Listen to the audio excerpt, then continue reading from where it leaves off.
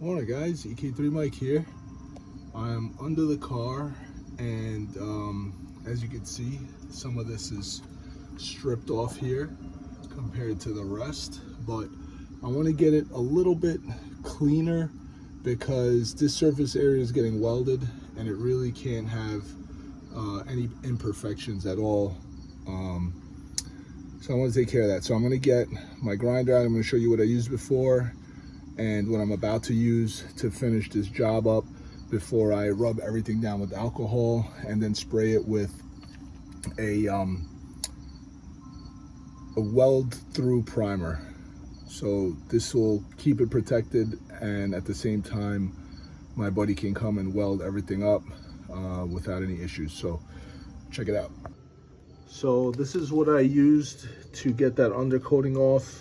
It started to kind of dull out a little bit, as you can see by the tips of these. So what I'm going to do is now I'm going to hit it with some 150 grit, and this will basically finish it off, perfect it so it's super smooth. Not necessarily smooth, but just free of any of the gunk. This way it's just complete metal surface. All right, so I have my plates here that are going to be welded up by Chris from Shade Tree Welding. I really didn't realize how small these plates are. It's kind of hard to give you an idea. I mean, I would say this is maybe 6-7 inches long. I grinded away a ton of material going all the way up. And it's funny because the reason why I did that was I was pretty much going with what I saw somebody else doing on YouTube, but now it all makes sense to me. What you want to do is not only grind away the area to see, or basically to have the area welded, but also you want to check for the cracks, and the cracks will be under the undercoating. So that's why you're actually grinding away up top, because the crack can spread from the mounting point and just travel upwards. So that's why actually you want to remove all that undercoating. So pretty silly. I was assuming that the plate would bend and cover both areas, but it doesn't. The plate just rests on the bottom like that. So that's probably why they're also super small. But yeah, this is from Condor Speed Shop. Came super quick. Like I said, the plates are very tiny, but they have all the plates that you need. These squares are for the trunk. I'm not going to weld this. The welder is going to do it for me, Chris from Shade Tree Welding, as I said. So I'm just going to finish prepping. At least now I know I don't have to go crazy doing the rest of the top area. I'm just going to use this right here on the bottom, and that should be enough. Then I'm gonna spray it with this alcohol here, a rag, clean everything up, and then I'm gonna hit the whole area with the weld through primer, and I'll probably do 2 or 3 coats, and by the time Chris comes to work on it, it'll be completely dry, and I'll post that video up next. But for now, I'm just gonna take care of that. And yeah, make sure you have your ear protection, face protection. You don't want any of this stuff flying in your face, but let's get to it.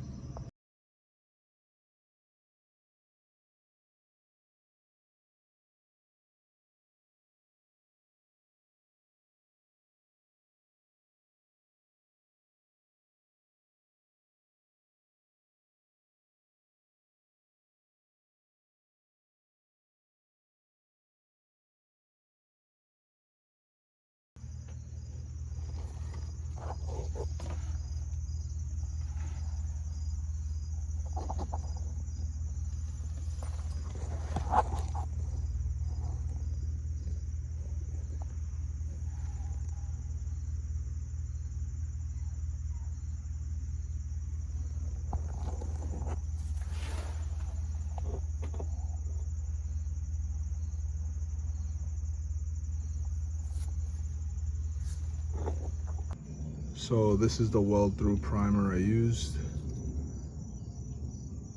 and this is fully dried with 3 coats.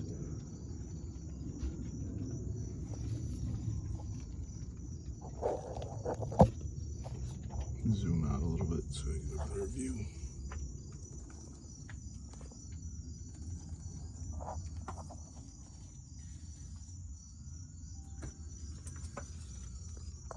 So I was just putting this video together and I realized that I forgot to mention that the plates from Condor Speed Shop also get the primer on them, the weld-through primer. You want to do that definitely on the back at the very least, just because even though these plates are getting welded, there's some moisture could still come in between them. So what you're going to want to do is just clean those off, spray them with the primer. Some of the plates need to get the tabs bent in, so you just pretty much put them in a vise and bend them a little bit, and you kind of go back and forth test fitting. You could use one of the OEM wheel studs to hold the plate up and see if you need to make any adjustments, but yeah, pretty much you want to make sure you get that primer on those parts too, and then you're pretty much ready to have everything welded up.